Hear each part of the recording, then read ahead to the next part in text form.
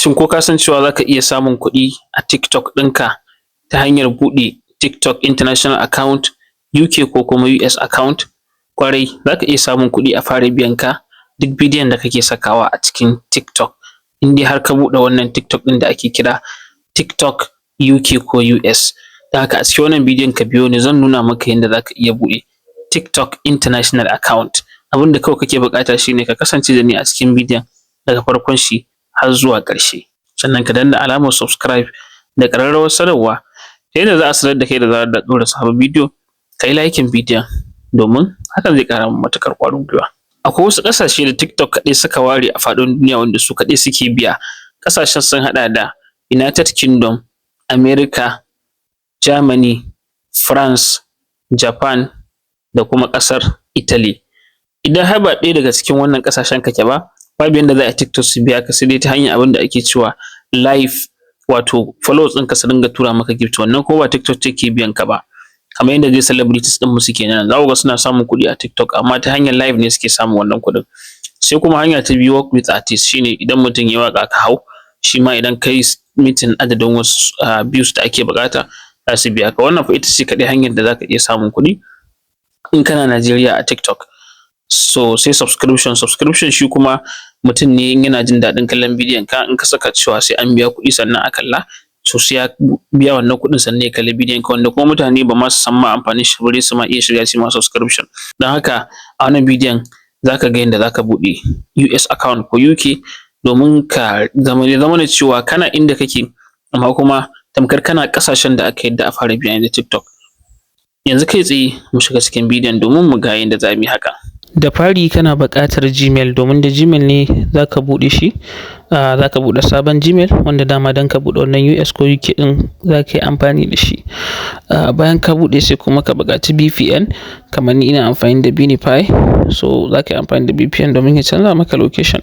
Sannan ka tabbata ka kashe location lokacin da za ka yi posting a wannan account ɗin, in ba haka ba za su iya ganewa. Kamar nan kun ga in UK account ne United Kingdom sai ka yi connecting, in kuma US ne sai ka nemo US ita ma sai ka saka gashi nan US sai ka yi connecting.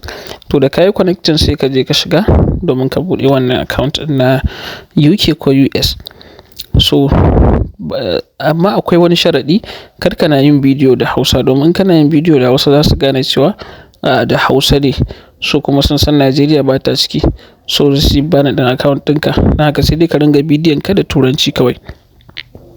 Sai ka shiga TikTok. Bayan ka shiga TikTok ɗinka, za ka zo daga nan ƙasa wajen profile, sai ka zo ka ainihin shiga wajejen da, in misali kamar ni da nake da account sama da ɗaya, to zan je in ji wurin adin account haka.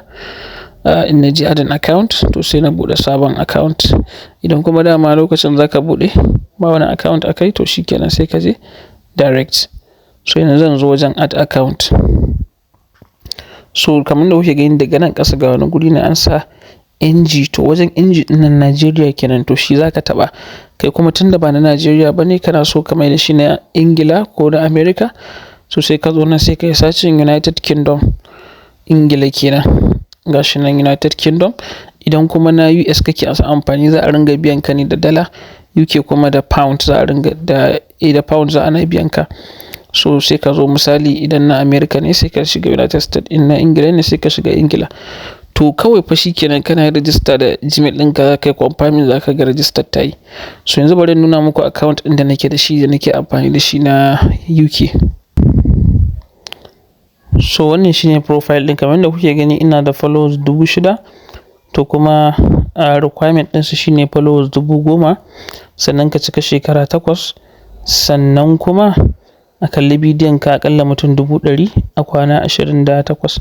So kamar yadda kuke gani yanzu ga abin da yake nuna monetization ɗin nan, wanda in a normal account ɗin Najeriya ne ba ka taɓa ganin shi ba. Shine Creator Reward Program, kun gan shi nan? Creator Reward Program. So shine wanda suke biya ta hanyar bidiyo da mutum yake ɗorawa. So bari mu shiga ku ga requirement ɗin da suke buƙata.